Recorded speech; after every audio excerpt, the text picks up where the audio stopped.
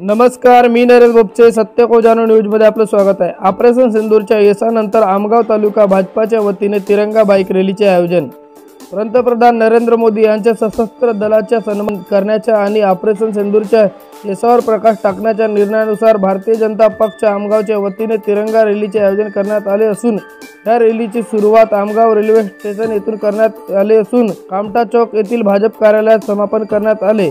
यावेळी पूर्व सैनिकांचे सत्कार करण्यात आले व भारत माता की जय अशा नाऱ्यांचा उद्घोष करण्यात आला असून यावेळी प्रामुख्याने भाजप जिल्हा अध्यक्ष सीताताई रहांगडाले, पूर्व जिल्हा अध्यक्ष इसुलाल उपराडे, आमदार संजय पुराम व भाजप पक्षाचे सर्व आजी माजी कार्यकर्ते पदाधिकारी मोठ्या संख्येने उपस्थित होते. यावेळी आमदार संजय पुराम यांनी आपल्या पत्नी सविता पुराम यांना घेऊन बुलेट बाईक चालवत रॅलीत सहभाग घेतले. हे मात्र विशेष लक्ष वेधून घेणारे क्षण होते.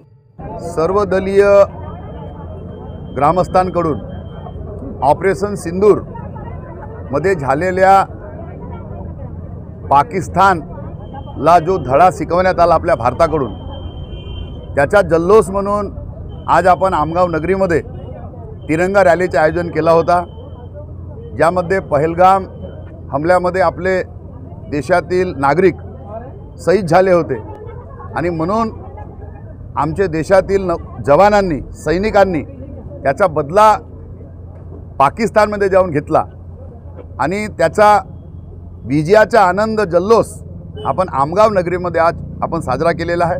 त्याकरिता आज तिरंगा यात्रा काढण्यात आला होता. भारतीय सैन्याने जी पाकिस्तानवर स्ट्राईक केली आहे, सैन्याच्या तिन्ही दलांनी मिळून ती खूपच मोलाची कामगिरी होती आमच्या देशवासियांसाठी.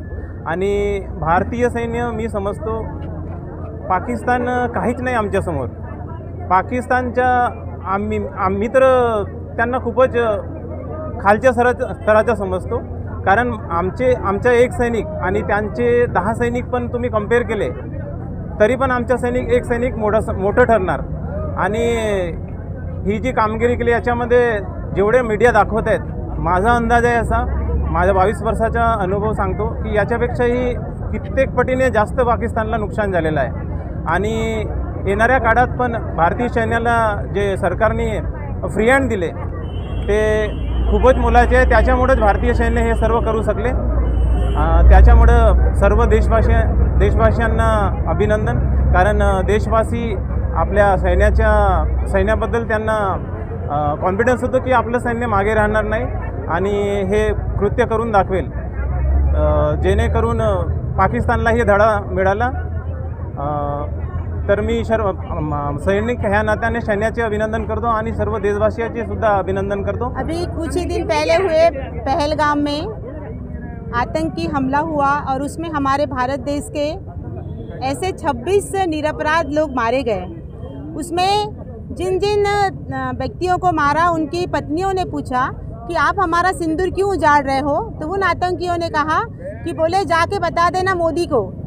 और वही हुआ कि हमारे मोदी जी ने हमारी देश की वीर बेटियों के साथ साथ वीर सैनिकों के साथ साथ पाकिस्तान में जाकर उनके आतंकी अड्डों को विध्वस्त किया और उन्हीं सैनिकों के सम्मान में पूरे भारत देश में ऐसी रैली का आयोजन किया गया. और उसी के चलते आज हमारे आमगाव विधानसभा क्षेत्र में हमारे यहाँ के लोकप्रिय आमदार माननीय संजय भाऊ पुराम जी के नेतृत्व में सैनिकों के सम्मान में, वीर बेटियों के सम्मान में विशाल रैली का आयोजन किया गया है.